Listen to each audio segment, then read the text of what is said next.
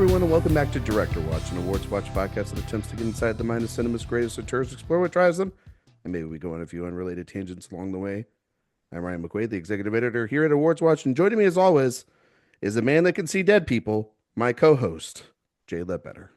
Ryan, sometimes you see a film and you look back on their career and you say, obviously this was the next thing they did. And you watch The Frighteners and you say to yourself, of course the next thing this guy was able to make was the riskiest, boldest trilogy, arguably to that point ever, and Maybe. paved the way for modern cinema. We're talking Frighteners, and I'm kidding. It's weird. It's I don't think, But it's also not that weird. It's not that. It is weird. It is a little weird. Yeah. But maybe it's not. I mean, I don't know. I don't know. We'll talk about it. We'll talk about it. There's a lot of dots that connect, but man, it's a lot of dots. I don't know. I was watching it today because I had it. I wanted to watch this one real fresh on the mind.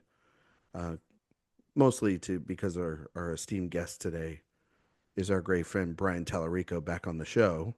Brian, welcome back to Director Watch. Now that I've been introduced, I can jump in and say why it's not weird. It's not weird because of the special effects. Because this of was Weta. such this was such a answer. breakthrough Weta. Yeah. This was like one of Weta's major projects at the time, and so it was the proof of concept that they could make orcs and shit.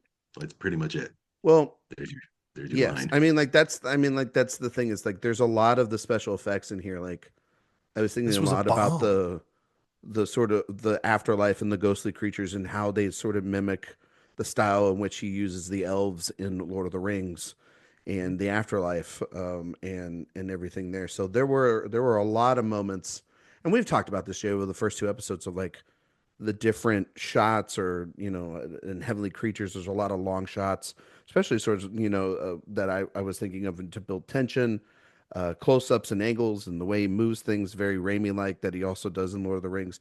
But that's, to Brian's point, I was thinking a lot of like this is him handling something with special effects for the first time. I also thought of the guy who executive produced this movie, Robert Zemeckis. The man loves his toys. He had Big Bob coming to bat for Peter Jackson early in his career, and saying no, maybe they should make this. Bob was supposed to make it. It was a Bob movie.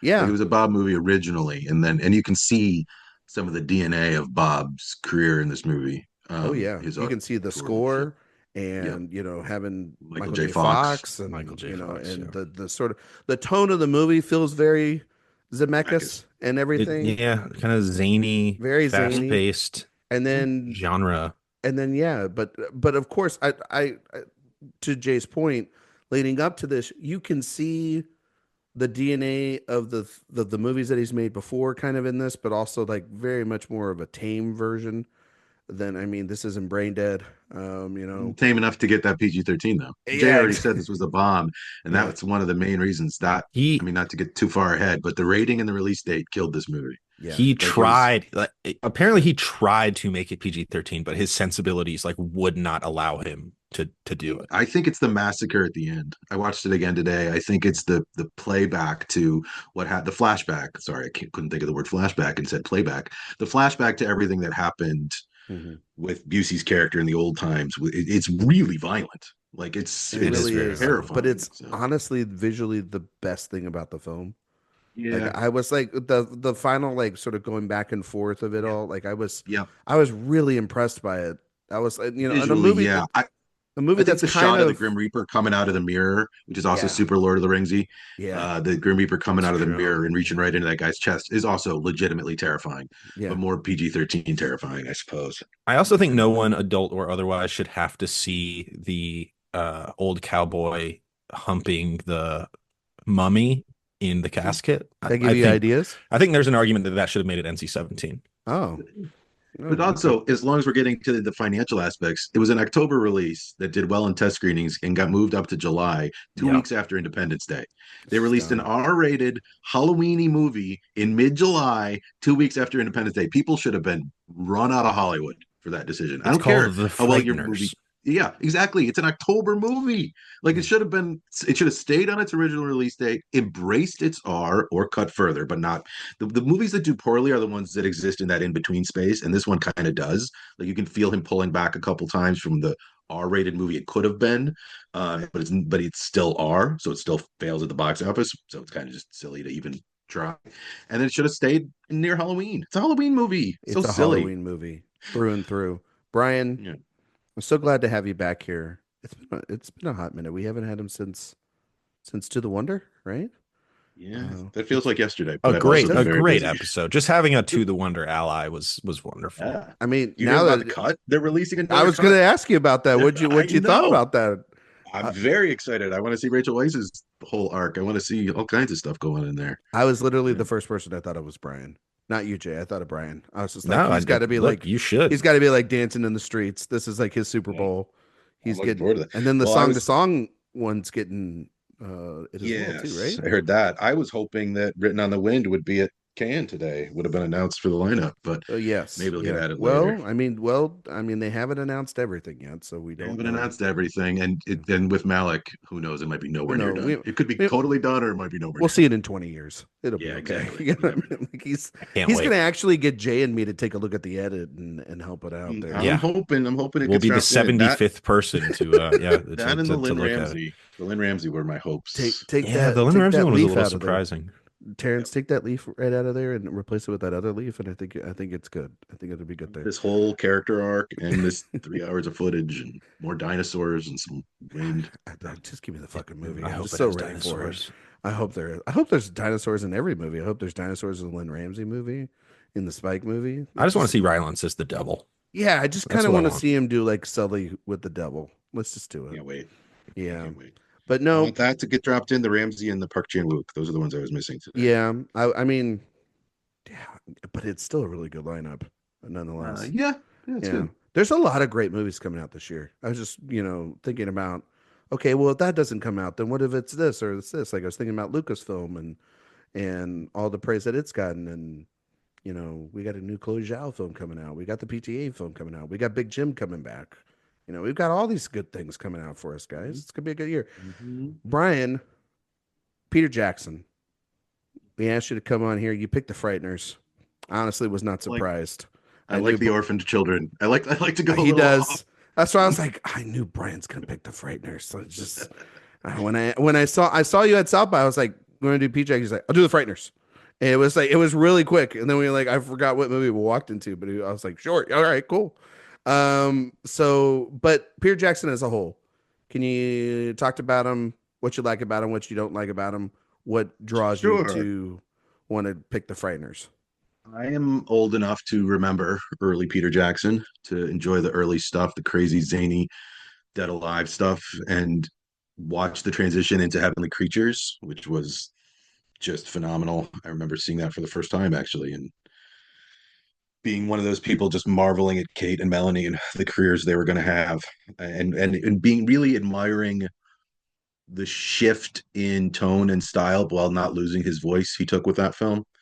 And then The Frighteners came out when I was 21, which is, of course, a little bit of a blurry time in life. But I remember thinking it wasn't like other blockbusters in movie theaters in the summer of 96, and that having value.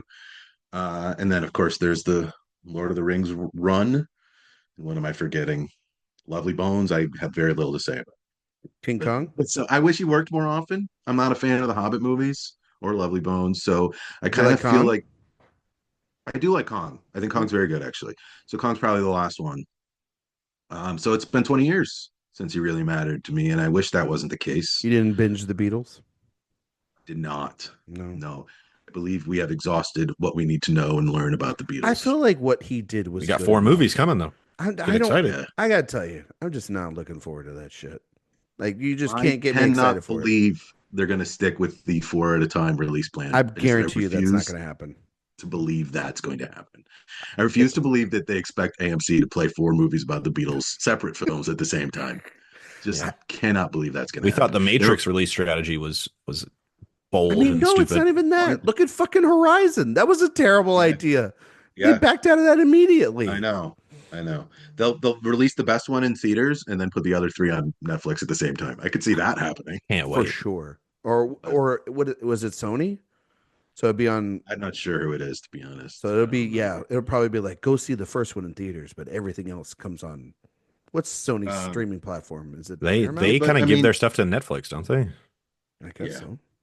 I'm happy for Peter. He did an amazing thing with that trilogy. He took his money and he's happy. Seems to be doing what he wants Just to kind of do. experiments with So documentaries. I told yeah, Jay I think he's like the modern day George Lucas, or I think he's like Like, he made well, yeah. or he made the most important trilogy of a defining generation and went back to it and made the prequels and people didn't like it, and now he's just kind of like puttering and murmuring his way through the back half of whatever career he wants to do, and he can kind of rest on whatever I on the will. fact that he can. I made those movies and nobody else did. Yes, there's some truth to that. I will boldly say that he's a better director. Yes, Um, yes, and had his hand more. I mean, he directed the first three of his trilogy. You know what I yeah. mean? So it's No, like, that's true. yeah, I would also say too, like I think his were harder to make under yeah. harder Well, circumstances, given the pushback yeah. like of the time. But he also had a source material. We don't really need to do the Lucas versus We don't Jackson. know. We don't have to do it, but Let's damn it if litigate it. it's not Let's fun. go. Yeah, let's do it. Ding, ding, ding. All right, well, that's why we Celebrity brought auteur Brian in here. fanboy death match. All right. Now, Brian, tell me about George Lucas and what. No, I'm just kidding. But no, I think he's a very fascinating filmmaker. And Jay is right. This is the film right before we're about to do 3 weeks of Lord of the Rings. So, of course, we had Brian come in here and talk to us about The Frighteners, which is a very interesting film to talk about. Brian, you said you rewatched it today. Let's get into it, buddy. First time in ages, I mean, probably since DVD, at Really? least. Yeah, parts of it held up. It was much longer than I remembered. It drags in places, and you can feel its length in places, and you can feel that Zemeckis, Jackson push and pull, the rating push and pull. You can feel like it's not quite what it could have or should have been. Like there's times when it's really ambitious and working, and then times when it feels like its ambition is being sanded down or rounded out by something, possibly the Zemeckis zany style versus the darker, edgier Jackson style of the time. There are elements that I love. I remember being a Reanimator fan and seeing Jeffrey Combs get that big old part and just smiling ear to ear. And it was good to see him chew on scenery again today, um, in a way that only he can. That stuff feels super Jackson-y to me. That whole character, that whole arc, all of that feels like Jackson's dark Yeah. vision to me. And there are themes in there that I find interesting. A lot of, I was kind of thinking about what it would play like today, like how it would be different, like in the current horror landscape, how much more they would dig into Fox's like grief and drama, because grief gore is everything that horror is nowadays. And that would just be like What the if theme Mike of the Flanagan film. made The His Frighteners? grief haunting him from the car accident and his bad behavior beforehand would define the film today. So it's interesting to look at as a relic of its era. It's also really interesting to look at in terms of special effects, some of which look dated, but some of which look fucking awesome. The Grim Reaper coming out of the mirror in the bathroom looks phenomenal, and it's 30 years old. Um, we I've gotten on this soapbox before, but the amount of CGI stuff that already looks way more dated than this does is remarkable, like recent stuff. So it's cool to see as a relic. It's cool to see as a stepping stone in his career, him really playing with special effects that then led to him proving really that he could make Lord of the Rings, even though this didn't make any money. And then knocking that out of the park. It's kind of funny to think. I also was playing the what if, not the what if game of if it came out today, but the what if game of if it had been a hit. Like, would he have done similar kinds of things? Would he have been stuck here instead of going out? Did the special effects were good enough that it proved he could do Lord of the Rings, but it made a small amount of money that he didn't go on to make like Independence Day and get tasked to do other blockbusters. He had to go back to his passion project. So it is kind of one of those fascinating. I'm always fascinated by the creative ripple effect, the butterfly effect of filmmaking, and this is an important chapter in the butterfly effect of film history because it leads to Lord of the Rings, which changed a lot of things. So that's Yeah. my quick Yeah. 2 minute Frighteners take. No, you're absolutely right because I mean, while what had been around, for his first two features, this is really a step up in terms of all of that, and this is something that you can put on the resume whether it works or not, to help you. And you're right, because uh, you His first two absolutely, like studio movies. yeah. It's, Or I no, mean, well, this is Brian, his what, fourth movie? yeah. Yeah. I mean, like Brian, actually, absolutely, you hit the nail on the head. Like the ripple effect of this movie, good or bad, could have changed the trajectory of modern day Hollywood and modern day blockbusters as we know it. So it's really fascinating that you hit on that already, because I was totally thinking that as I was watching it. Jay, first time watch for you, right, buddy? First time watch, yeah. And I mean, I've got the ripple effects. I am reading one book for this series. It's called Anything You Can Imagine, Peter Jackson and the Making of Middle Earth. It is almost exclusively Peter Jackson through the lens of the Lord of the Rings trilogy, but it does touch on some of this stuff, and the dominoes of this movie doing poorly are fascinating. I mean, he had the option of basically doing rebooting three of the biggest franchises in the world, and he picked one that wasn't Lord of the Rings. And then when this movie did poorly, that movie was canceled, and he didn't get to do it anymore. But then he did it later. So put two and two together and figure out which one that was. But yeah, this was a first time watch for me. I thought it was okay. There's stuff that I really like about it. The stuff that kind of bugs me is the Zemeckis-ness of it all, where it is like he just, and obviously this is a Peter Jackson film, but we probably should go into the background a little bit on the existence of this movie, which is that Zemeckis, who was a producer of Tales from the Crypt, he was going to make his Tales from the Crypt movie. He was going to do the same way that Spielberg did his Twilight Zone movie. He was going to do his Tales from the Crypt movie. And then when Forrest Gump was the biggest movie in the world, he was like, "Oh, I don't have to do that anymore. I mean, I don't want to do that. I can do many, many other I can very do whatever big the hell I things." want. I got a blank check. Yeah. Yeah. And Peter Jackson had pitched, and Fran Walsh, who was, his biggest collaborator. They had done a treatment and pitched a story for the Tales from the Crypt film that Zemeckis really liked.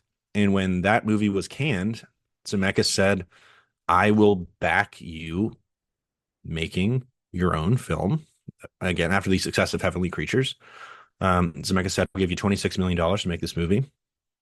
And so they made this movie really as their first kind of true blue Hollywood feature. And what did they do with that money? They established Weta as one of the important effects houses in the world. And apparently also Zemeckis really taught Peter Jackson how to deal with a Hollywood production, how to please people, how to, fake it till you make it a little bit. And that led to the rest of Peter Jackson's career, including him being kind of the most wanted man in Hollywood somehow after this movie came out, or at least while this movie was being made. And then the reception of this film changed a few things, but we'll probably talk about that more on our Lord of the Rings episode. But as far as this movie is concerned, did we all watch the director's cut? I watched the director's cut. What's the difference between the director's cut and The director's cut is like over 2 hours. The theatrical cut is like an hour 50. I watched the theatrical cut. Okay. Pretty I watched sure my cut was over 2. Okay, so I just rented it on Prime because I couldn't dig out the DVD. Oh, I rented mine on Amazon Check or I think the on director's cut is iTunes, kind and of it the was default $2. cut now. It might Oh, be. okay. I think then, yeah, I guess I did watch it. I'm sorry. Yeah, Checking. I did. I don't know. I looked a little bit at the differences. They don't seem terribly significant, but when The you're adding one that was 15 minutes, long. no. Yeah, I mean, honestly, Peter Jackson longer than I films remember, before Lord of so. the Rings you should probably default to the shorter version, but he, I would made say his that own with cut and he I made would it say that with longer. most people's No, the films. one I watched was 150, so I guess I got the original. Okay. It Okay. felt over 2. Okay, but so it's you thought it 150. was long, and I watched the one that's 15 minutes longer. So Is yes, it it felt a little rating over cuts long for though? me. Is it darker? Do you know the cuts? Ah, I've only looked briefly at the differences between the two. I'm actually exploring further as I look right now. Um, but I believe there is more satanic cult stuff. I think is a part of it. I think it's a little more Rad. graphic, but it is overlong. If certainly if Brian is saying it's overlong at an hour 50, I agree with him at 2:05. As a Peter Jackson cameo. It does. Yes. Is that not in the theatrical cut? No. Oh yeah, Peter Jackson with like a nose ring, and he's like a I have seen punk that rock online. Peter. I did watch the one with Brian that Brian did. Yeah, I'm looking at it now. Okay, no Peter Jackson No cameo. Peter Jackson can't. But I did He see didn't. that when I was doing the research into the film. I saw that and I was like, "Yep, there's P Jack, all right." Sounds a little familiar. So I think maybe I saw it like on a DVD release years and years and years ago. Yeah, like the Blu-ray for it is that's Yeah, the this is all like the starting only to ring a reason that bell, yeah, but I did not watch that version today. yeah. Jay, Most people seem to think it's not worth watching, but that's just what the internet says. it's no Kingdom The of Heaven, theatrical's good, better. you know. That's not the yeah. It's not the Lord of the Rings Ridley Scotting extended this up, cuts. not Ridley Scotting this up. Well, no, it just dropped that they're getting the 4K update for that. So I'm just saying. Oh, So, I'm excited. The For what, director's cut Kingdom of of Kingdom of Heaven? Heaven rules. yeah, Rules. It's it's a good. way better film for sure. Yep. Yep. Yeah, I mean, Easy if you look focus. back at this film, and one thing, the crazy thing to consider is just Michael J. Fox's body at this time was, breaking down. The ability for him to have done this movie at all is miraculous, and you wouldn't know that he was going through what he was going through watching this film whatsoever. And I think he does give a really good performance, and he there is a kind of pure Hollywoodness to the way that he performs in films, I think, that is inextricably tied, obviously, to the Marty McFly of it all, which he'll never be able to fully break away from. But I think he has some of that same energy in this film, but he also does have that trauma behind him, which, to Brian's point, is the trendiest thing in horror right now. I find it to be one of the most annoying things in horror right now. But this film is also so silly. That's what shocked me about this film, is how goofy it is. It is profoundly goofy. And mostly for the better, occasionally for the worse, where it's like, can you take this slightly more seriously? But this is the guy who made Dead Alive. And so it's no surprise that these are his sensibilities and this is what he made. And then he completely did I don't know, not a 180, but 120 with Lord of the Rings. But this is just a kind of a fascinating artifact, probably of his Hollywood movies. Certainly, I would say the most forgotten, but completely worth a watch, especially in the context of his career, doing something like we're doing on this podcast. Yeah, I I'll was. argue that Fox, while being good, is a little miscast, and that could just be the baggage of Marty, like you say. Yeah. But there's so much zaniness around him that watching it today, I had the thought that there needed to be a stronger straight man in the middle. There needed to be like an old-fashioned noirish type sullen character to balance out all the craziness going around him. And he kind of gets lost in the chaos because he's acting against nothing so often, which wasn't really as common then as it is now. And he kind of, I think, listen, as you say, it's amazing he got the movie made. Everyone should watch still. Michael J. Fox rules. But I don't think this is his one of his better performances, and I don't think it's his fault. I'm just not sure he quite fits in the part. That's all I'll say. When I was watching it, I was kind of thinking about that too, Jay, because this is right around that time I watched Spin City when I was a kid growing up with my dad. And I remember when he announced When was Spin this. City? Was that what were the years of Those Spin Spin City? City was Spin City. I'm trying to just look that up real quick. 96, right around Vamp. here. Yeah, 96 to 02. 96 to Okay. I yeah. mean, yeah, And that's so that's he remarkable. was on there from 96 to 2000, and he disclosed in 98. And so this came out right around the time in which that show started. So Just a couple months before. just a couple months before. Even though it probably should have came out like Brian said at the same time as when the show came out because Yeah. it's a fucking horror a Halloween movie, but whatever. Think of the tie-ins and the hit. Hey, the star of this new hit show. Think Go see his about think movie. about the It would have fact that made so much more money in October. It's unbelievable. Everyone should be fired who made I that think movie. we would have also had like the 31 Days of Horror. We probably would have been talking about this title probably a little bit more, and it might have been a little bit more in rotation for that. If it was not also considered this bomb. But I was thinking about that with Fox too, because I think when you think around in this era, I mean, he was such a big star.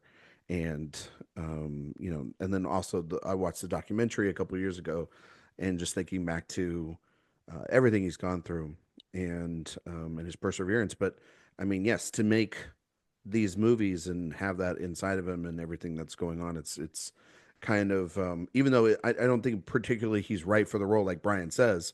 I agree with you on that. Um, to get a performance out of him like this at this time when he's probably dealing with the fact that he's going to reveal what he has, and also he's been diagnosed for 5 years at this point, so he's already at Yeah, this this stuff time was working. happening on So Back to this the is Future happening 3. in this time. Yeah. So it's truly remarkable. But as for the film itself, um, this was such a weird movie. This might have been like one of the weirdest movies we've covered so far here at Director Watch, because It's just a strange it object, was it yes. was I mean, early on, like when we talked about Jay, the Jackson Raimi sort of, tying together, and their and the style and the horror uh of their of the comedy horror, or the absurdity Yeah. of their What if Sam Raimi stuff. was If less refined? Exactly. And that's what I was kind of thinking of here. I was thinking of like, wow, this feels like a really lesser Raimi film thrown in with some Robert Zemeckis, like schlock. And this like almost kind of feels like it's like winking at the future of what Robert Zemeckis might be. Because like Zemeckis was on a heater at this point, and he isn't yet Tomorrowland or Walk the Walk or Pinocchio yet. He's in the good graces of people. Yeah, Brian's like, please, Ryan, stop saying all the fucking titles of Robert Zemeckis movies that are bad. But it was interesting because, like, reading back and forth in this stuff, my interpretation, I mean, like, Jackson moved it all the way to New Zealand, obviously, because that's where he just wants to shoot everything. And Zemeckis was like, yes, but you need to make it look like the Midwest. So there was still was like this tug and pull, this Well, agreement. California, right? I thought it was the Midwest, or is it California? I'm I sorry. think it's California. Okay. But he wanted to make it look like But it is America. given, it does have this like old-timey kind of idyllic Yeah. 50s, 60s kind feel of to it. kind of vibe to it. Yeah, and it feels very like weirdly Sunday morning cartoonish. But then also the side characters, the ghosts that I have that hang out with them, it felt like straight out of like the Michael Bay's Transformers 2 world of like inappropriate, hasn't aged well, particularly just like the most caricatured sort of characters that you could find. But then what's so weird about the movie is it disappears the whole entry level plot of him being like, I can see dead people and I can talk to them and, fool people. We don't get enough of that. We don't get enough of the comedy aspect of it, because then in the middle of the movie, it becomes I straight don't know. We get about, a lot of ghost stuff. I think in the middle of it becomes straight up like the main plot of the rest of the film. And we lose a lot of those characters, and it really just boils down to having to investigate this giant plot that we have before us, and then the reveal at the end of the film. It's such a strangely paced movie. I don't, but and I'm kind of like, I don't dislike it. I kind of just, I'm like, that was such an interesting movie to have right before the big jump, and this idea of like, this honestly is just a movie as an artifact, yes, as we talked about for Weta, but it's in, and also like you said, Jay, the negotiations of how someone's going to operate with the system with Universal Studios doing this film. But I just also went like, who the hell is this movie made for? Like, who is seeing I this mean, movie look, you even in can, '96? Like, this is it Trying to just make did, it felt like everybody was like, we got to get this weird band back together, but it's with a band leader now that isn't Peter. It's Peter Jackson. It's not Robert Zemeckis, and so I don't know. It's such a weird crock pot of an idea. if you're Uh, Zemeckis, what do you think this movie is? A movie that he made fairly recently. You think it's the next Death Becomes Her, I think, is what you think it is. yeah, I guess so. I, maybe, yeah, yeah. Yeah, I guess Well, so. it's which was a Jackson making massive four hit. or five movies at the same time, and all of them are interesting, but none of them quite work. It's not a crock pot as much as it is like a salad, where different ingredients just in the same bowl, not Yeah, together necessarily.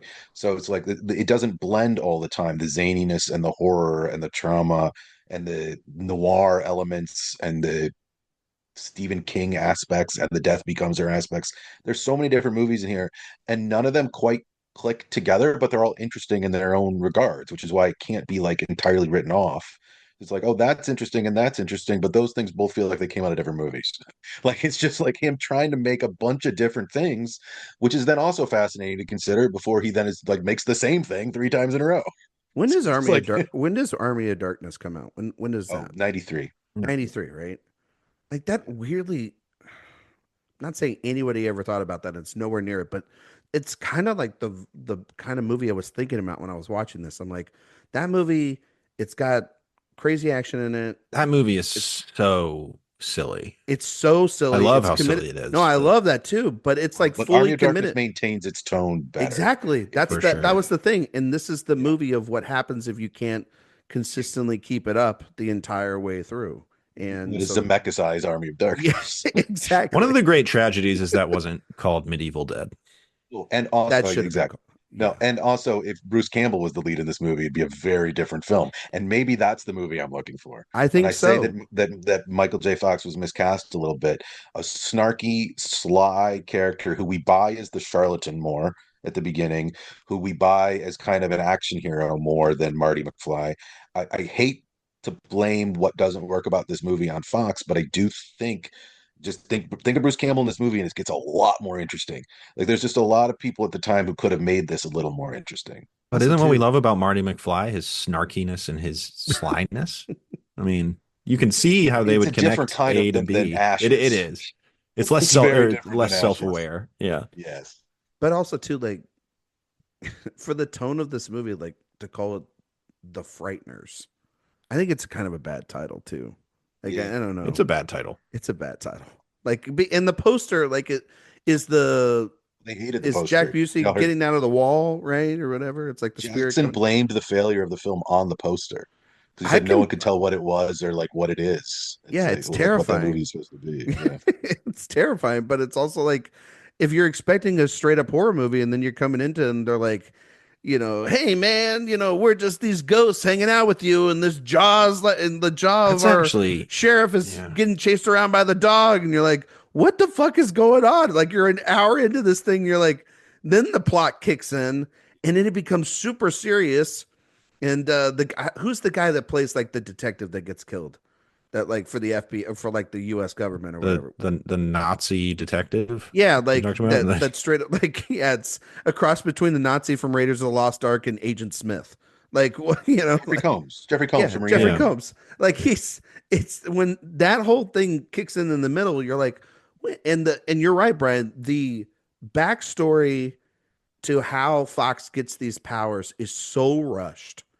It's so just glossed over. And then it becomes the thrust as to why he's on the run, why he's investigating. It's like, we haven't spent any time with this guy to establish like if he's got any trauma. And yes, I agree with you guys. Like the idea of like looking into one's soul and it's a horrific event, and therefore a spirit or entity is then therefore lingering inside of Saul is a stupid thing that is like now possessed all horror movies.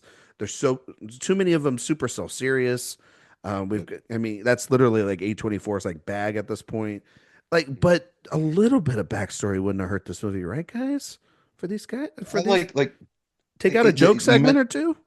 you mentioned Jeffrey Combs. Jeffrey Combs was a horror icon at the time. So like everyone who knew horror knew who he was. A And he schlock icon, yeah. Yeah, well, I mean, he's a great because he understood the B movie aspects of this movie. Like he went big and to the ceiling. There's the scenes at the end between him and Trini Alvarado, who look like, and they look like they're in different films entirely. Yeah, they Like she's do. she's playing straight, and he's playing like a Reanimator sequel. And it's like it feels like Jackson sometimes couldn't quite figure out how to get his cast on the same page. People in the same room. I'm Tonally, yeah, I kind sometimes of not. was wondering that too. Um, and I think that's part of the problem too. It's a totally all over the place. And then, of course, the last act makes like no sense.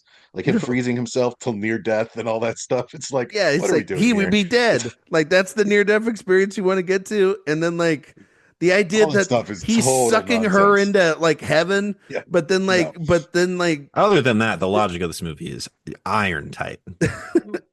and his friends are prequel just for a little hanging up while. there in It's at heaven least just waiting like for him. it's a Sixth Sense prequel for a while, but then Yeah. once they have to be like, how are we going to stop this? It's like, wait, that doesn't make any sense. Like, it's None of just it makes silly. any sense. I just love the final like 5 minutes of this movie where his friends are just chilling up in heaven and they're like, "Yep, well all we got to do is Oh yeah, the rules of heaven and hell are just yeah, like all we got to do is I got kill nothing these for you. bad guys. You suck them up here and we'll just send them right down to hell on a one-way It works. ticket." Anyway, and what's And the yeah, I mean, I'm wondering about the differences between the cuts, but they do get consumed by this worm monster and then sucked down to hell in the theatrical cut, correct? yeah.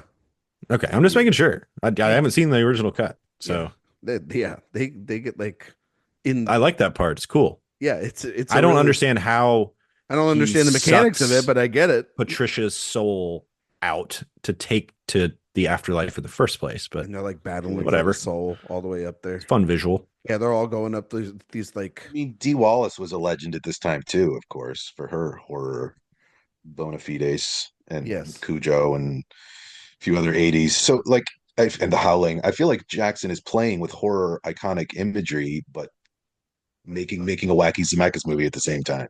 I feel like That he's kind got the influences. He but it's also like he's making a Zemeckis movie and the person that's going to tell him yes or no, don't do that is literally Robert Zemeckis because it's I like mean, he because gave him because he's final cut. He gave him autonomy with I this know he movie. did, but he's like he wrote a script for him to make that movie, and then he's like, well, of course Zemeckis isn't going to say anything wrong because it's like at this time he's like, yeah, that's what I would do. You know what I mean? Like it's weirdly like giving somebody a shot, and then you're not really giving them the rope enough or pushback enough to develop them. It's a weird it's a weird developmental tool that this movie is because I don't necessarily think Robert Zemeckis is the great mentor for Peter Jackson in this film. And then like, can I talk to you guys? You know when a Sure. Yeah. yeah, okay, thank you. So when when a movie like you're kind of like mixed on ends on a needle drop that you just want to scream into the void. When Fear the Reaper started playing, I got out of It's the so room. on the nose that I thought it was good. I was so mad. I was just like, God damn it. loved it. Loved it, but I also like Flight. So that's a Zemeckis needle Oh drop God, thing. the needle Zemeckis drops in loves Flight. his Oh needle my drops. God, the needle drops of Flight are wild. Flight is the ultimate needle drop movie. I Pleased mean, to he did meet all the time. you. Yeah, Won't you especially guess my the one that name? kills me is Under the Bridge. I was like, you must be stopped. This And cannot they're go on. and Jay, where are they? Literally They under a are bridge? they are doing drugs. They are Where? doing heroin, I believe. Under a bridge? They are in a Flight is house. the most audacious needle drop movie of all time. But Zemeckis has always done that, like especially Yes. lately. I mean, have we seen Here? Oh my God, the needle Oh, drops we've in seen Here Here. Oh, are hey, whoa, ludicrous. whoa. We're not Um, getting There are a lot of Here defenders. Brian, are you a here defender? no, God, no. Thank Yeah. you. I thought Thank it was a you. disaster, Ah, a I mean, I calamity. think the people who believe that the earnestness of Here isn't actually earnest and that it's a commentary or some sort of melancholy thing, I think are just deluding themselves. Well, that's the I think Forrest those Gump people need to be thing as well. tested a little bit. I think Forrest Gump has a little more of that than Here, to be Yeah. honest. Man, I talk think about Forrest needle Gump drops. is I agree with being that, a little yeah. critical of Americana. I think Here is just a bad movie, but I don't think he's made a good movie since Flight. So that's where I'm I at on don't the know if he's Zemeckis made a train. good. I I think don't Welcome to remember. Marwin is a crime that should be I investigated. think Welcome to Marwin is kind of interesting. When was the Hate last that movie. good Zemeckis But anyway, movie? enough. I don't want to go off on Zemeckis, Enough but that needle drop Zemeckis. at the end. But here's the deal: a movie full of needle drops, or even a couple bad ones. If you're gonna do Don't Fear the Reaper at the end of this movie, I think that's fine. Okay. Like it's not in the between, it's not in the middle. It's to get you to smile and laugh on your way out the door. I got no issue with Yeah. that one. I was just like, of course, this is what they're gonna do. I was just like, I shook my head. I walked outside. I went to get the mail. I was just like, all right, God damn it, Fear the Reaper. And it's a I cover wasn't too. Oh, it's a great song too. It It's is a great song. I don't dislike that song, Brian. I'm like, I was literally like, okay, this movie's done, and then it started playing, and I could hear the cowbell, and I'm like, son of a bitch. You know when you don't see That it is coming? true. The skit has kind of Yeah, destroyed I that was. song. Yeah, I was just not expecting it, and then I went, "Oh, fucking course!" And then I just walked out, and then I It's went and your got the fault meal. for not knowing it was coming. It's Yeah, not the well, movie's I fault. mean, I should have known better. I wasn't. Well, usually I don't think like Peter Jackson's gonna do that. You know what I mean? I don't know him to do that. I know a lot of other directors. I'm like, when's it coming? You know, But but the director of Lord of the Rings would not have done that. The director of Dead Alive would have done totally, yeah, that would have two more totally done. times. Yeah, Yeah. exactly. Zemeckis would have put it at the beginning and the end. Yeah, Yeah. he would have like, would have like in the what is it, Chungking Express, and played it like 16 times throughout. Yes. You know, Yes. no, this movie is so goddamn weird. That interrogation scene, though, to be fair, Brian, while it is totally different and everything, I do actually think it is one of the better moments because it actually adds like drama and depth to the situation of the story, and it's weird. It's here's the thing, like the movie, every decision this movie makes is fucking weird. And then, but the interesting moments when it's about the characters rather than about the plot or this murder angle or comedy, when it really is just kind of focused, it's actually interesting, but it doesn't go anywhere with it, is the problem. And yet, some of the more interesting characters are like killed off, um, or bits just don't land. And I think it just, I think you're right. I think it boils down to Fox and where he's at and you know in his career, but also just it's just a bad cast. It's a little bit of a miscast. I wouldn't say he's a bad actor. I like Michael J. Fox. He's got that all American boy look, and I think that this movie, weirdly enough, even though it's supposed to be set in America, doesn't have the feel of an American director really attached to it. And having a maybe somebody that can adapt to more of a fish out of water story or a zany story like this could have worked better. Like, yeah, like a Bruce Campbell or somebody. Like, I it think just I it think just feels. Zemeckis could have made the PG-13 version, and I think Jackson could have made the harder R version, and we Yeah. got caught in the middle. Would I think we Hanks have got worked? That caught Like, is what in it the feels middle. like. Yeah, that's a good call. I was thinking about the Burbs a lot I too. like the Burbs. I I like the love the Burbs. Yeah, the Burbs. Burbs rules. I was thinking about that, and I was thinking like that era of Hanks would have That probably is could kind of have what it been. feels like is a little bit of a Joe Dante Yeah, it thing does would have feel a been little more Joe appropriate. Dante. Yeah, Dante could have made this a better film. Yeah. very much for sure. Dante's So a super underrated director, in my opinion. I think he's Love Joe amazing. Dante. I That love guy's it. late career's real bummer. Yeah. But Yeah, Well, I like his podcast. you do? He's one of great. us, Ryan. He's just a podcaster like us. He's a great guy too. Like really good, He good seems he sense. seems it. He's Yeah. just like you and me. He's talking about other people's That's right. directors. Is that what you're He's saying? he's yep. Yeah. Okay. All right. What else, All guys? right. I think that's it on Frighteners. I think we've talked about the Frighteners more than anyone has in 25 years. I mean, it is mostly interesting to talk about in the context of Peter Jackson's career, right? Yeah. I mean Yeah. And Fox that's is a little bit, and Zemeckis, of yes. course. What Yeah. is like the best performance Fox ever gave? Is it And Back it's to the probably Future? Back to the Future. To the Future. He fits Yeah. so perfectly in Back to the Future. Like you can't even imagine anyone else in that role. No. I mean, Alex Keaton, if we're doing TV too, Yeah. like Family Well, Ties, he that's such changed an iconic television. television show. Yeah. How to make Republicans Then he likable tried, yeah, I mean, he Republicans. had his, He was. I'm try sorry. to be serious era that didn't really Nine. stick. No, not Nick of Time. What's it called? The Joan Jett one. Hold on. Man, I gotta look this stuff up. Light of Day. Light of Day. Another Yeah. generic title. I remember that one. Um, I yeah, mean, I mean, I was old Teen enough. Wolf, obviously. Teen Wolf. Teen I was Wolf. old enough to go through all of that. Like I was the right age for to be a Michael J. Fox fan. Yeah. Oh, I forgot he was Chance in Homeward Bound. He's Stuart Little too. You were What a little. performance. Yeah, Yes. I remember seeing Stuart Little and being like, this is the greatest movie I've ever seen in my life. Like this. Yeah, you're all younger than me. I get it. Yeah. Let's All go right. move I'm on. sorry, Brian. I like him. I like him in Mars Attacks. You I like know, him in The American President. I think he's like really good Yeah. when like him and Yep. Michael Douglas going toe to toe in the Oval Office. Like right, but giving you a little bit of Bradley Whitford before Bradley Whitford took This it over for the West. serious one, the big serious one was Casualties of War. Of Yeah. course. That was the big like. Now you got to take Michael J. Fox seriously movie. I like speaking Doc of Mars Holliday. Attacks, good Elfman score, I think, You Great think so? Elfman in the score. Frighteners. Yeah, Yeah. I mean, Oh, it's not yeah. top tier Elfman, but Yeah. He's That's doing his also too. thing. That's the other person I was thinking of when I was watching this. I was thinking of Tim Burton. I was thinking of because of Elfman and those types of score, and Yeah. I was just thinking about like, man, what if Burton had this idea of like a guy who could like use It's the a day better to his movie. He advantage? would have had a lot more fun with the ghosts. It Yeah, would he have would have been like the more. first half of this movie would have been like Tim Burton's delight. Like he would have Well, like and the suburbia of it all. I mean, that It was would have his been more they thing. got satirical. It yeah would have like been Yeah. sharper. It would have comedic been. Keaton would have done a good job with it. Yeah, The of Burton course. of this era would have had a good time with this movie for sure. You know Yeah, what? That is, as I'm thinking about it, that's what this movie lacks is a cleverness. And then my Satirical question tone. Yeah. is Peter Jackson a clever filmmaker, or is he just Dead Alive is. Feebles is too. it I it, mean, he it is was. in a very maximalist way, which this movie Sure. is not.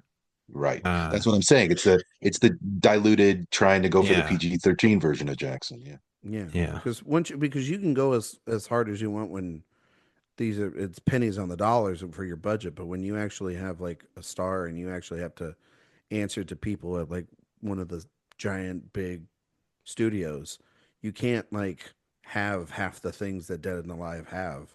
Which this movie like Heavenly Creatures is actually an incredibly clever movie. it is no, it is a very Yeah. Made for a fraction of what this one costs. exactly. Yeah. Like that's the thing. It's like this is the build up to that, but you have to. This is an interesting movie about sacrifice, of about how much creative sacrifice are you willing to give, because even though yes, you have Final Cut, you're not going to be able to get away with a Universal picture where like buckets of blood are coming out of the yin yang with Michael J. Fox as your star.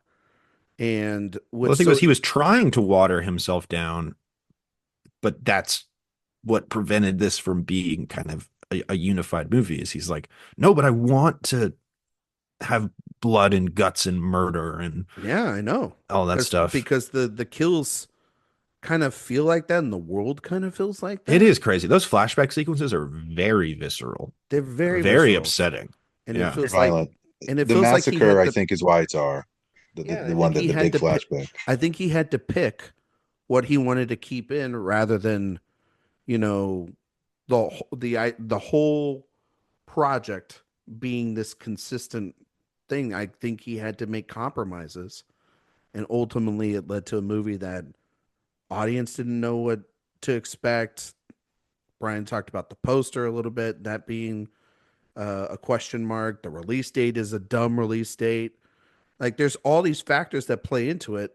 But Jay, I mean, you're reading about it. This movie bombs. Why is he? This is what I was curious about, and maybe you guys know about this than I do. This movie bombs. It's not received well. How is he then able to still have good enough favor? Is it because wasn't an asshole during this whole thing, or whatnot? How does he then move from this disaster to Lord of the Rings? It's because he already had people on his side, and also Zemeckis in the mid '90s is a good guy to have on your team as well. But That's fair. he was friends with a few people. One of them was Harvey Weinstein, who was a very, very powerful person and really wanted him to make Lord of the Rings. Never heard of him. He Never was heard of him. going to make, he had in front of him the opportunity to make three movies: Planet of the Apes, Lord of the Rings, and King Kong. The Lord of the Rings rights were a nightmare, and it looked like that wasn't going to be able to happen anytime soon. He King Kong was picked close. King Kong because that is his passion project. That was taken away from him. He didn't pick Lord of the Rings because that's what he wanted to do first. He picked Lord of the Rings because it was pulled out from under him. That was in development. That was going to happen. And then lo and behold, he goes on to make Lord of the Rings because he is known as this guy who can make a really special effects heavy movie for not an insane amount of money. Well, also, To too, Brian's point, the Frighteners, the effects in the Frighteners are pretty dang good. I mean, it's the Jurassic Park thing where Jurassic Park holds up way better than, movie X, Y, or Z that has come out 10 or 15 years later than it. It's all about the iRobot's way my that example always. Look yeah. at iRobot. It looks like a freaking cartoon. It's hideous. It's one of the early CGI heavy films. Yeah, I remember seeing that in theaters. What a man, time. what a time. Yeah. I remember that came out and The Day After Tomorrow came out at the same time, and just completely different visual uses of CGI. That is a good go-to. Like, what a movie that hasn't held up. iRobot. It's yeah. It looks absolute. So just put on a couple of the robot fight scenes. It looks like a freaking Jason and the Argonauts level cartoon. I remember Jason and the Argonauts looks better. To be I honest. remember the scene in what is it in the like the tunnel where like It looks the 100 of aliens are fighting. It looks awful. Yeah. And then we can just go into like how bad something like Quantumania looks already, and in a few years is going to be even more hideous. Right. Like someone shared just today footage from the first Pirates of the Caribbean and how incredible it looks. Oh, and like, yeah. like Especially, that, I mean, the second one when Davy Jones comes about. I think that's the clip they shared. That is unbelievable. The example I always use when I talk about CGI characters in live action films. I'm like, how do we continuously screw this bag, especially Marvel? And yet we have it's from now the same studio that has the same technology, and it's 20 years old. And it's 20 years old. Yeah. How has it gotten worse? How has it gotten notably worse? Like, I don't understand. I'll tell you which effects make me kind of cringe a little bit. Gladiator, rough. Oh, wait, Gladiator 1 and 2? Gladiator 1. Well, 2's not any better. That monkey sequence is a little rough. Anytime they try to recreate Rome in Gladiator, it looks. But we all know why this is. It's cutting corners. It's overworking tough. people. Yeah. Like, it's just like trying to squeeze as much as they can out of it and I'll not still caring. take Gladiator over time and money. Half the crap, though. Yeah, it's not like the people who are doing the effects don't care about their jobs. They're just being, overworked. But also, we just gave up so much on practicals and miniatures. I mean, the one I always go back to is Alien. Alien looks fucking amazing, and it's 50 years old. Yeah. Because it's practical effects, it's makeup, it's miniatures. The use of miniatures in that movie is unbelievable. And it looks incredible. And it's almost a half century old. But no, I mean, like, we're way that's off why track here. No, that's the point of this show, Brian. Is you're trying to get us way too on track, and I'm trying to get us off track. Yeah. But like, no, I mean, like, that's why, like, we recently did like an Oscar retrospective on the main show, and I rewatched Empire Strikes Back, and it's just, even through all the Lucas changes and all the bullshit, right? You can still see, like, that's a movie you're like, God damn, they like built things, and we used to have like a production design that like felt like a character, and like that's the thing also too about a movie like this, and why for his success to go on to Lord of the Rings and everything that he's done, Weta still isn't Industrial Light and Magic.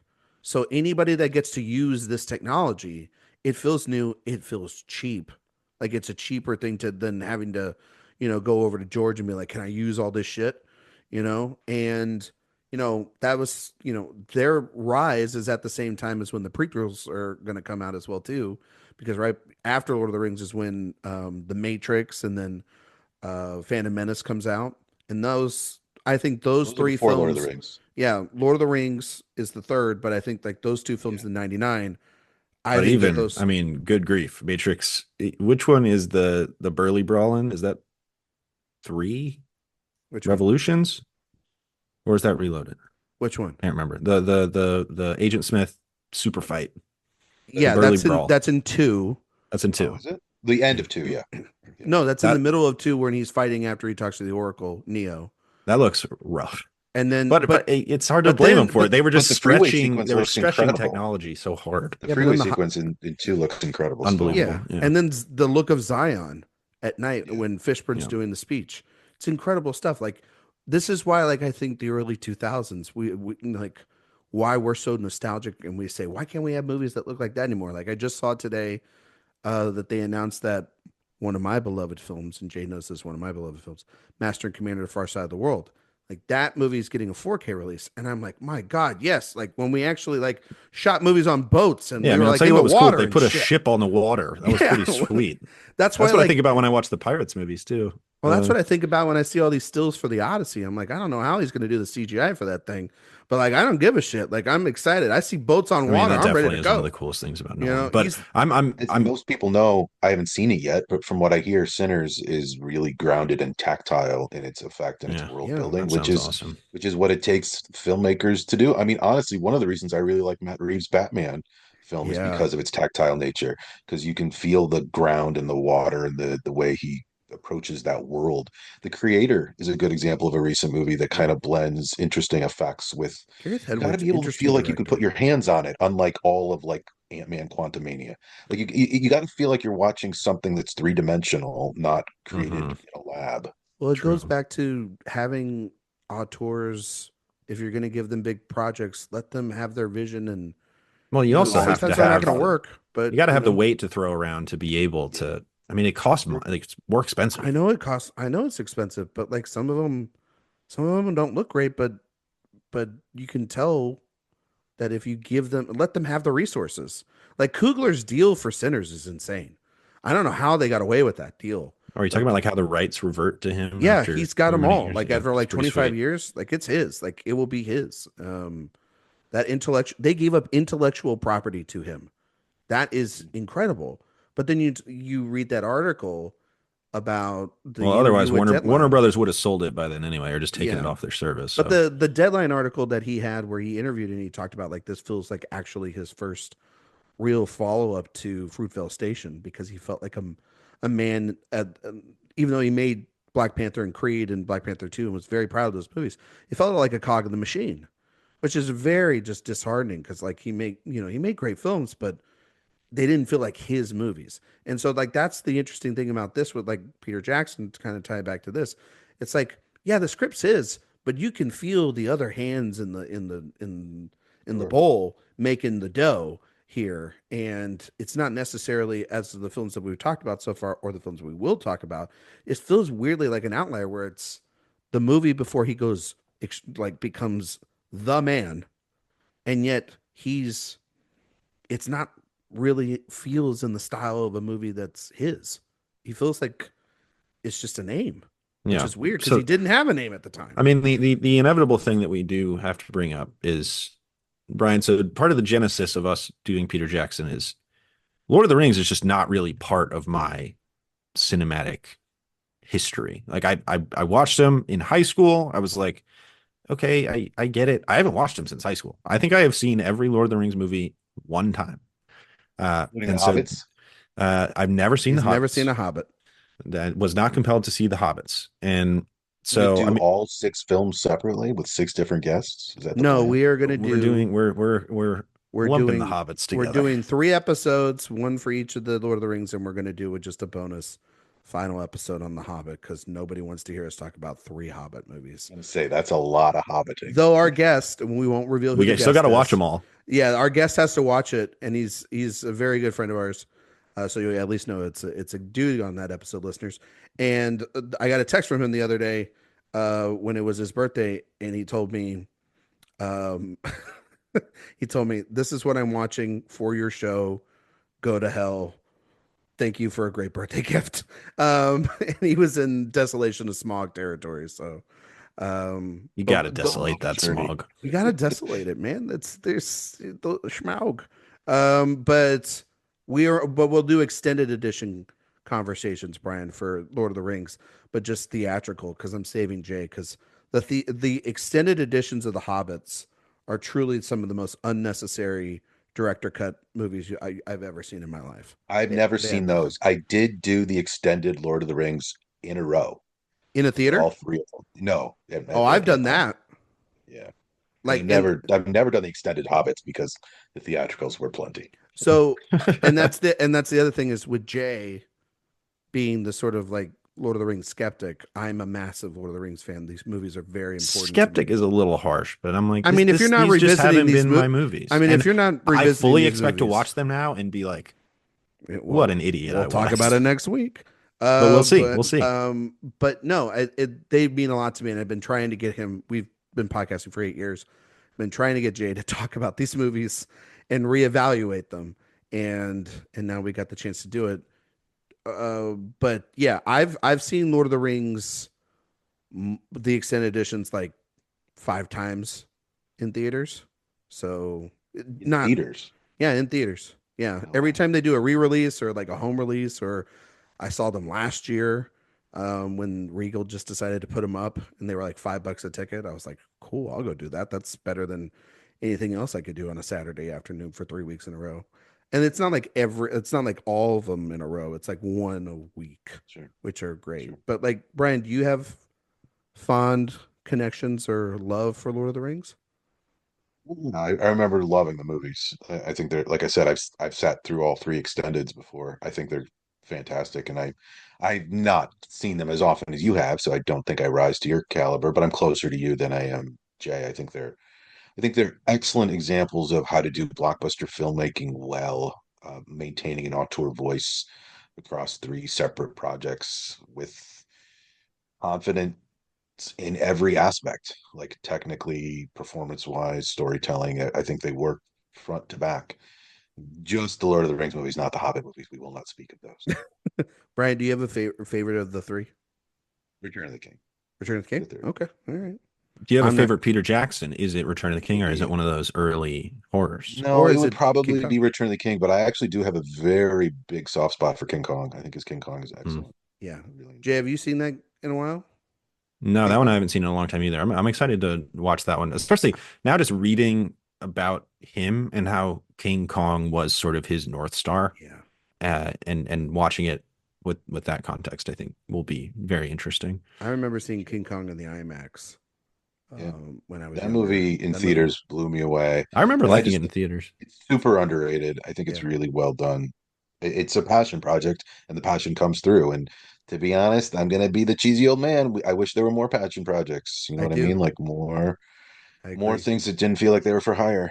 No, So I feel Yeah. like, yeah, I mean, like, you don't feel a lot of like I'm pushing all the chips in the middle of the table moves anymore. I mean, like, it FPTA's next movie feels a little bit like that feels a because he's little doing like that. something he wants to do for a lot of money. Yeah, but he'll Nolan get a stuff. movie again, Brian. Like, it's not like the world, if when that movie doesn't make any money, because it's not going to make any money.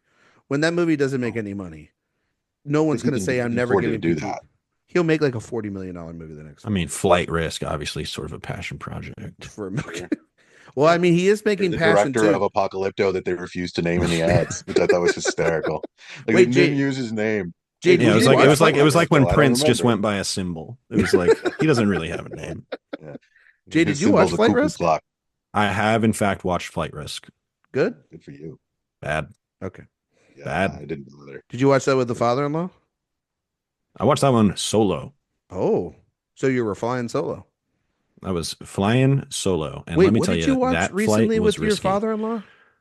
Oh God, the Chris Pratt Oh, Electric Netflix movie. State. Yeah, State. hell of a thing that one. Love a thing. I mean, for everyone that knows this, but I think Brian knows this too. Jay's father-in-law has like literally he just has bad Anytime I taste. go visit my in-laws, it's just like this is kind of like an interesting experience to experience whatever streaming garbage has come out in the last two Because his weeks. father-in-law watches all of it. Sure. And so usually the Snyder films or the Electric States Zo's or Gray Man, the Gray Red Man, Notice. Red Although Notice. weirdly, the last film I watched with my mother-in-law was Flow. Really? Did Yeah, she well, like it? my son loved Flow. Oh man, you're getting him to be a cinephile early, huh? I guess Yeah. so. Jade, what Loved did your Flow. mother-in-law think of Flo? She liked it. She liked it because Jet liked it. It was Oh, really kind of how she it was went. living through him. She was enamored with how enamored he was, I don't which think was you can. lovely. I don't think you can hate Flo. Flo's a good damn movie. Yeah, I mean, Yeah. for me, it kind of overstayed its welcome a little bit, but Jay, yeah, it's a good movie. have you told your son about Coco 2 yet? Coco's big in their I don't household. think he would really be able to Comprehend. comprehend a movie that isn't going to come out for 4 more years. But So you yeah. know, What if Jet doesn't like Coco anymore by the time Coco 2 comes out? that'd be a bummer because that's a That good would be a movie. bummer. Yeah. I think I've said this joke before, but my wife when I told her the news about Coco 2, she's like, "Who are they going to kill now? Didn't they kill everybody I else in mean, that film?" it is. How are they going to Reasonable pull off question. Coco It's 2? a reasonable It question. was very reasonable. I'm like, I don't know. They're going to find Somebody somebody else's else. grandma. Somebody got to die. You know what's so crazy? They made a documentary about a Goofy movie. Isn't that wild? That's weird. There's a big article in the Times. I think Carlos did it, one of my Raiders, in one of the Times. Is it? Yeah, people love Goofy movie. It's a I good went movie. I went to Disney World last year Goofy Movie has become like a very forward-facing part of the park, which is absolutely not something I would have thought. Really? I mean, it makes sense because it's sort of now nostalgic for the people that are now parents, of that was the like kids in our the park. movie. But it's become a big deal. Also, Brian's was the really original solid flick. Pinocchio because he saw that in No way. theaters. There's no Sleeping way. Beauty, because I'm old. But I'm taking my family to Epic Universe in a couple months, so I'm going to see all the cool stuff down at that new park there. Is So that about to open? opens in May. Wow, Look that's at you, huge. Butch. Just brag It's about pretty going cool. with your family. Humble What do they got brag there? about going to a theme park. They got Yeah, what up? Nintendo, they got Train Your Monsters. Dragon, Monsters. Oh yeah, How to Train Your Dragon. Another Potter world. Yeah. Yeah, should be cool. I heard about that of Universal stuff. Studios open up in London, and they're going to have a Paddington World. And I thought about In like 4 years, though. It's yeah, gonna and be I thought about like, good When Paddington God. will be top of mind. Yeah. Well, no, it's It's big. getting Peru right. It's within the UK I mean, culture. in England, Yeah. that'll be like That'll it's be- omnipresent. Yeah, that's never going away. But There's no expiration date on. I think they're Paddington. doing like James Bond stuff too. I saw or whatnot. That would make sense. And if they did, I would. I don't know. I don't know how they'll top that James Bond retrospective at the Oscars, though. Oh, with Margaret Qualley doing the interpretive Yeah. dance. Ah, that was What a- Brian's what a- favorite what a favorite what a thing. moment. We are way off track here. Yeah, I know. A little bit. Anything else you guys want to say about the Frighteners or Peter Jackson before we wrap this one up? Worth watching. I don't think it's a great movie. It's barely a good movie, but it's an interesting movie, and that's more than you could say about a lot of stuff from this era. So it's worth watching. The mechanics of violence from the ghosts in this movie make no fucking sense. To me. The ghost on ghost violence and like what happens to them is always a little weird. But Yeah. the Grim Reaper aspect of reaching into your chest and stopping your heart, I think is actually kind of a neat idea. I think that's Reasonably cool, well but I was talking executed. about like the violence on themselves and everything, Yeah. and The then ghost, like I love the Full Metal Jacket reference in this movie as Arlie well. Ermy, little Arlie Ermy cameo. That was Exactly what we very need. played out in the In that time, you bet. early to You mid bet. 90s. They even that did it in was- Pixar, Arlie man. They Ermy- brought him on Arlie with Ermy bought a beach house parodying an anti-war movie. So yeah. you got to do. He's like, you see that house? It's very Michael Caine, right? in Get Jaws that 4. bag. You see that Arlie house? Ermy. That's the Frighteners. You know what I mean? Exactly. And no, he did this in so many things and so, So many many times. movies. I'm telling Yeah. you, it's. I mean, I think the most famous one is in Pixar, is in Toy Story, because he Yeah. carried it over to Toy Story and he was little soldiers. Which You was know? only a year before. Oh this. yeah, that's right. Yeah, exactly. So they had his legacy carries on. Jay, any last thought? My last thought actually was going to be the Arlie Ermy thing, and Oh, just how really? crazy it is that he made a career Yeah, he off really of did. this like very Doesn't he do like commercials now? dark, thorny. Didn't he do now? like commercials for a while? Sorry, he's passed away. Yeah, Um, not right now. But he was actually 10 years a little. ago. He was younger than I thought. hey, he was when he commercials passed carry away. on. I don't know what to tell you. Yeah, Probably people Arlie- doing our Ermy-esque characters. Can you find me an Ermy for this Geico commercial? Is probably a thing. Yeah, That's for probably sure. what you're thinking. Geico's been recycling the caveman ones. Yeah. So, and those Yeah, have got to well- be like 15 years old. So, like, Yeah. they let's can do bring 15. them back. Let's do 15 minutes on that. Oh, I think on we the- got it. I think we got it in us. on commercials. Wrapping it up. No, Brian's it's a Brian's like, I give you enough time. 20 minutes was enough for you people. I remember the first time we did a podcast with Brian, and towards the end of that podcast, he said, "This is what a podcast is for." So like, go on rants and tangents. Brian's changed, man. Yeah, I Brian's didn't see this Brian's coming. like, I got work in the morning. No, because like at the time when we first did that show, we were very like, no, we have to stay focused. It's 45 minutes to an hour, and now we're like, we're the freewheeling. people who have changed, really. yeah. And Brian's like, no, you guys That was give me when- 45 minutes to an hour. I'm actually giving you less time every time I come Yeah, on here. Brian would take a soft Created a left. monster. Brian's Soft Brian's left, like, and now we're just Brian, every time he sees me at South by, he's probably like, that son of a bitch is going to ask me back on that show. I know it. Yeah. Yeah, I don't want to go. I don't want to do it. Oh, fuck it up. I with the enjoy it. Frighteners. I enjoy Look, it. it's been a good run. Yeah, it's, Um, it's been a good run, But no, but it's over. Is that what you're Next, alluding to? who's next? Get me on the hook now. Who are we No, doing next? I'll get you. We'll get you offline for the next one. Don't for The sure. the Frighteners is a very interesting movie. It does at times feel like, a tech exercise more than anything, a tech showcase, which for me can be frustrating. And you have turned me around on, yeah, Michael J. Fox. He's doing his thing and he does it well, but he might not be the right fit for this movie. I think I can agree with that. It is a movie of many disparate parts that amount to something that feels a little bit broken, but never boring. Yeah. So go watch it, especially if you're watching along. Don't skip The Frighteners in the Peter Jackson filmography. Don't It's do it. a very interesting work in the context of Peter Jackson, the artist. So check it out. He said it one word at a time. I agree with everything both these men said. I think it's just an interesting artifact inside of filmography that goes away from these movies and is now turning itself to the second chapter of Peter Jackson. I think that this closes the book on the first half of Peter Jackson's career and shows then that he's going on to do things that he will never really ever turn back to after this. And it's a fascinating just project within there. Does it all work? No. Is it too silly? Is it weird? You bet your sweet ass it is. And yeah, I still don't understand half of the rules of it. And Got a Busey in it. It's got a Busey in it, and Busey's well, he's just carrying on the family name in this performance. I'll tell you that. Jay, Yeah, man. before we get out of here, we're going to test your award season knowledge based on the film we just reviewed, which is The Frighteners, and the segment we like to call It's an Honor to Get Nominated. Jay, this is going to be the easiest question to ask you during this entire movie series. Was The Frighteners nominated for any Academy Awards? Original screenplay. I think Busey got a nom. Yeah, the Buse. Yeah. Production design. Honestly, the house I was think that was it. an interesting production design.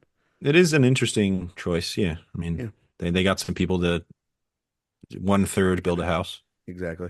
Sure. Is your answer all of those? 0 Yeah, nominations. That is correct. That is correct, Jay. It got 0 nominations.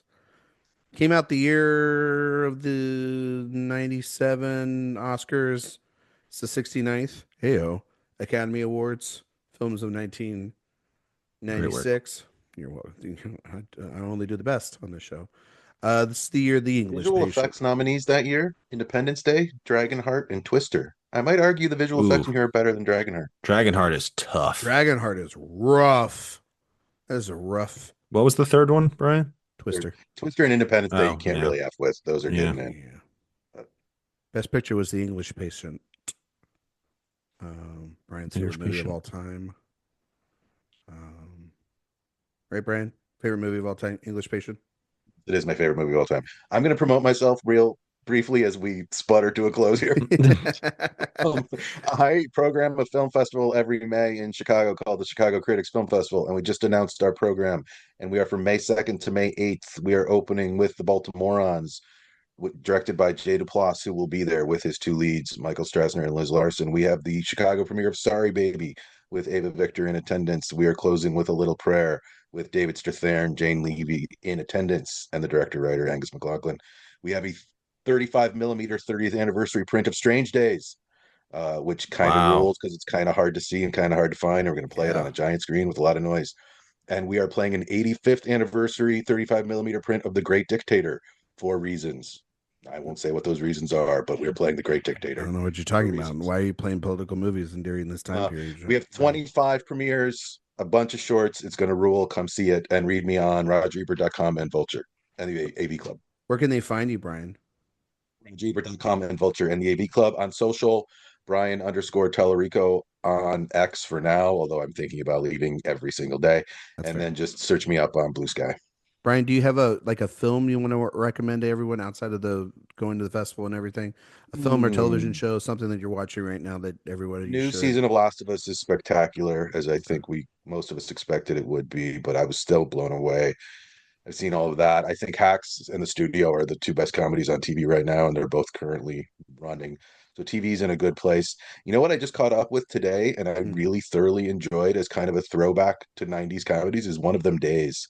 I Mm. enjoyed it a Oh great yeah, deal I for haven't what seen it that yet. is. Yeah. Mm. Keke Palmer's a star. She's a lot of fun, and She's I just great in enjoyed it. everything. She's She's so incredible. good. And it's a Friday-esque old-fashioned 90s comedy that has no pretensions and kind of hits all its comic beats in the right places. It's not going to blow your mind, but I kind of, especially after Black Mirror and Last of Us, which are both like, oh my God, the world is even bleaker than you think it's going to be. I needed something a little light and diverting. So, Can I say something, and Jay? Then I'll kick it over to you, and I'll say Yep. this to Brian. I didn't like The Studio. oh, really? Any of Mm. it? You see the whole thing? I saw the whole thing. I'm doing it weekly at AV Club, and I enjoy it a great deal. I mean, it's interesting when you recap a show, you really have to dig into Yeah, what it's doing and every reference it's making. So it's kind of a different experience. I'm not saying you're like more casually viewing it than I am, but you're inherently more casually viewing it than I am. yeah, So maybe writing about it is I sometimes might find be. when I have to write 1,000 words about an episode, I unpack it in different ways that make it a little different Oh, from I this know because I conversation. had to do that Definitely for true. the Last of Us, and I've played the games and everything, and it was just like I knew it would be like you're saying. I knew it would be good, but then I was like, oh, this actually hits a lot harder than everything. So I think you're not wrong there, Brian. I don't know, just something about I didn't. I rarely laughed. I Hmm, don't know why. Maybe that's just me. interesting. Maybe I'm just the asshole that didn't get it. You know what I mean? Who's that? That's I mean, that Ryan. That's Maybe I'm the old very, man in the very room who likes possible. the old movie references. yeah. Back in my day, we just watched the player. We didn't reference it. You That's know? right. Yeah. When he said Griffin Mill, I perked up because I'm the old man. Remember the player? Um. So Jay, same drill, buddy. Where can we find you? Recommendation of the week. Yeah, lead with Letterboxd, Jay Ledbetter on Letterboxd, X, where I exclusively will Post about retweet this these podcast. episodes. Yes, that's basically my existence on any social media platform really these days. Any writing I'm doing, awardswatch.com. Recommendation of the week. I'll tell you just like a stupid, stupid movie I had a great time with just putting on for no real reason. 21 Jump Street, Channing Tatum, Jonah Hill. Very fun flick. Mhm. I really, anytime I see Channing Tatum in something these days, I'm like, we missed like 5 years of Yeah. great Channing Tatum. A very, very odd thing. He seems to have come out of the other side, like, seems to be a very happy guy. I'm happy for him, but man, he is such a talent, I think. And he really shows it off in 21 Jump Street, as well as Ice Cube is hysterical. Um, Lord and Miller, talk about cleverness. They're about as clever as it gets. So 21 Yeah. Jump Street. They've got a new movie coming out this year too. Yeah. The Yeah. Project Hail Mary, right? And with Ryan Gosling, and I heard great thing. I think that's coming out next year, isn't it? Is it next year or this year? I don't know. Sometime soon. It's coming out soon. Could be good. I'm looking forward to it.